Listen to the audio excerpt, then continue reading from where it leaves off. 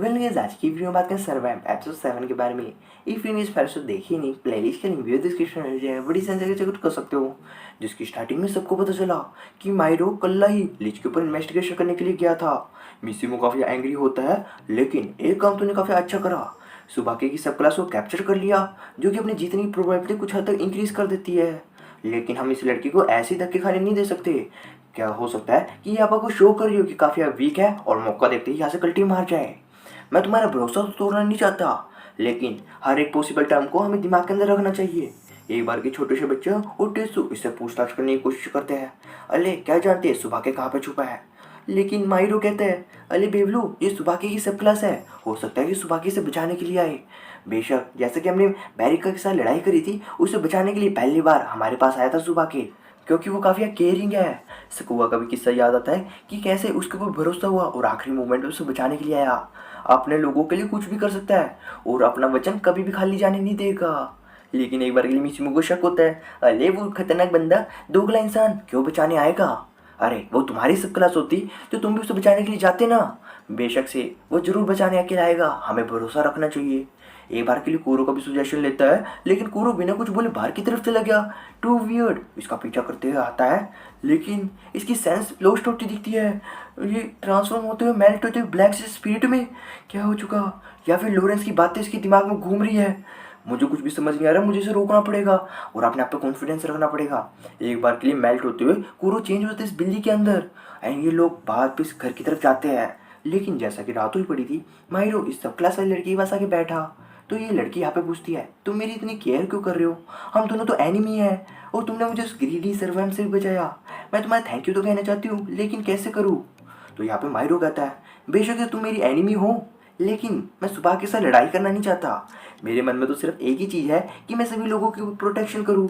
लेकिन अगर मामला काफ़ी ज़्यादा हद से सेहत हो गया तो मेरी सुबह के साथ बैटल भी हो सकती है। एक बार के लिए फोन करते हुए लड़की बताती है कि सुबह के साथ अगर तुम्हारी बैटल हो तो उसका पावरफुल और डेंजरस खिलाड़ी सेकंड नंबर की सब क्लास हीजेन तुम्हारा उससे मुकाबला हो सकता है, तो थोड़ा बहुत अपना ध्यान वगैरह रखना। तो जैसा कि सब लोग सो जाते हैं, सुबह हुई, लेकिन कुरो यहाँ पे है नहीं, बाहर की तरफ सो रहा है। Too strange. तब इनके पास लीच के मैनेजर का फोन आता है, कह रहा था कि लोरेंस कल रात से आया नहीं, पता नहीं कहाँ चला गया।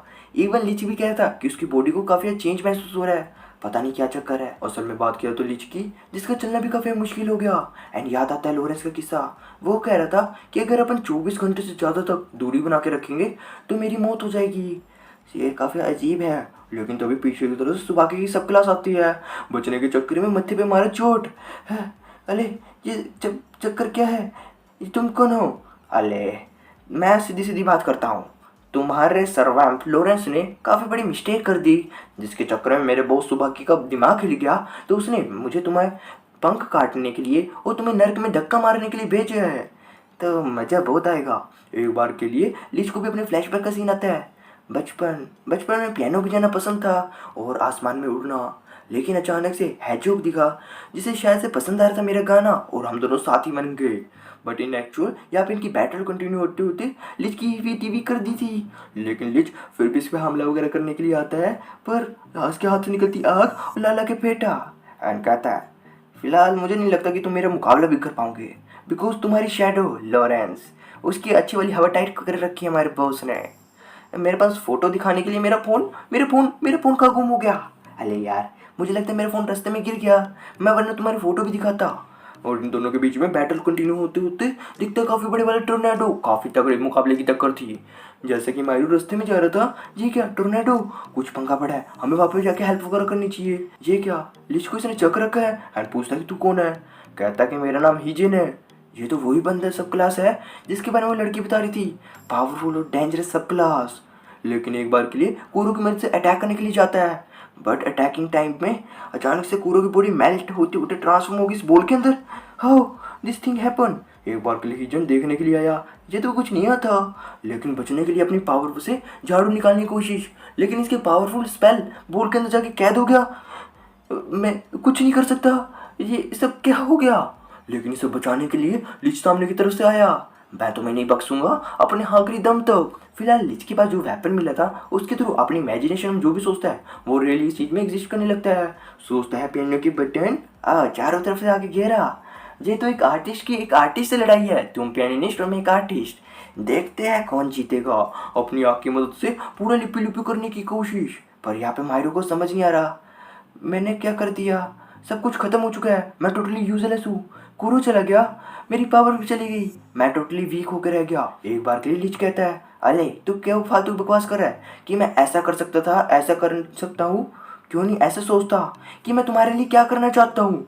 थोड़ी सी हमदर्दी तो आती है, लेकिन जैसे कि इनकी बैटल हो रही थी, आखिर में लीच को लाके फेंटा। रोकने के लिए जाता है, बट इसकी पावर की वजह से रोक दिया। मैं बॉडी मूव नहीं कर पा रहा। कौन हो तुम? मैं एक आर्टिस्ट हूँ। और अचानक से गायब हो गया। ये सब क्या था? एक बार के लिए जैसे कि इसके बाकी दोस्त भी यहाँ पे आते हैं, सबको दिखाता है ये बोर्ड के अंदर फंस गया। रियली? लेकिन हमें प्रेजेंस महसूस हो रही है। बेशक से कुरो अंदर की तरफ है एंड इसे काफी रिग्रेट हो रहा था। पर यहाँ पे मिसिमो कहता है, देखो मुझे यहाँ पे आते हुए रास्ते में क्या मिला, एक फोन।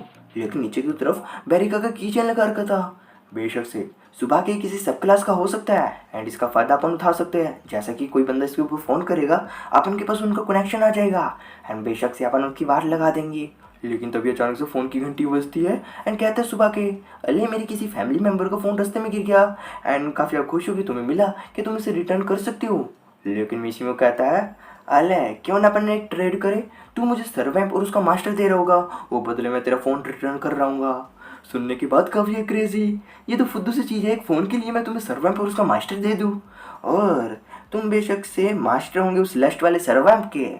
मैं छोटे से चिड्डू सा फ़ोन के लिए ऐसा कुछ नहीं करने वाला। ठीक है, मेरे पास तुम्हारी सब क्लास भी पड़ी है, मैं उसे भी रिटर्न कर दूंगा। ना ना, ये तो काफ़ी ज़्यादा चिड्डी सी चीज़ होगी, कोई इंटरेस्टिंग चीज़ नहीं है क्या तुम्हारे पास?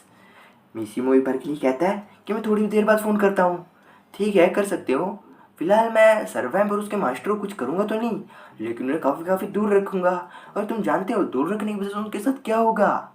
एंड आखिरी चीज़ और कि मैं थोड़ी देर में सोने वाला हूँ और रात होने के बाद तुम मुझे फ़ोन मत करना।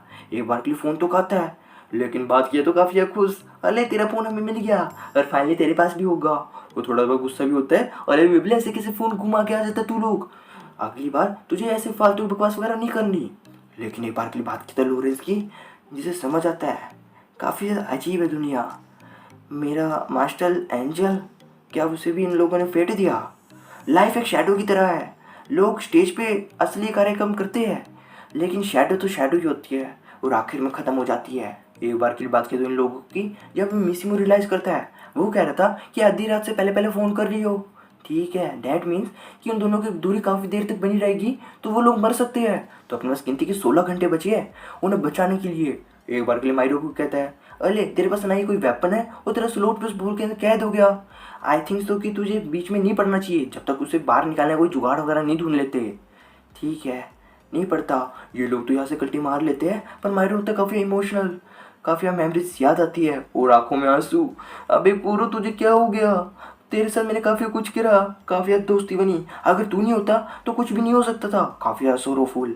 लेकिन तभी इस बोल के अंदर आवाज़ आती है, क्यों ठाक रही हो इतनी तेज रोला पा रखे बाहर की तरफ। बट बात किया तो मायरो की, उसे नई उम्मीद मिल गई। अरे तू जिंदा है, आखिर तेरी आवाज़ तो सुनी, मैं तो उम्मीद पुक्का खो दी थी। लेकिन तुझे यहाँ से बाहर कैसे निकाला जाए? कोई ना कोई जुगाड़ के बारे में तो सोचना पड़ेगा। लेकिन कुरो काफ़ी खुश हो रहा था बोल के अंदर, अले दुनिया तो काफ़ी दर्द है, मैं तो यहाँ पे बैठे इंजॉय कर रहा हूँ एंड दुनिया से कट काट के आराम से इंजॉय, बढ़िया है। अबे बेबी फालतू की बकवास मत कर, मैं तुझे बाहर की तरफ निकाल ही लूँगा। अब देखने वाला बनेगा कि इस बोल से बाहर निकालेगा कैसे कुरो को, क्या फिर बोल को तोड़ने के बाद कुरो भी मर जाएगा क्या? काफ़ी यार ट्विस्टिंग से सिचुएशन हो सकती है। तो देखना मत अगला एपिसोड जल्दी आएगा मेरे चैनल पर, तब तक के लिए बाय बाय।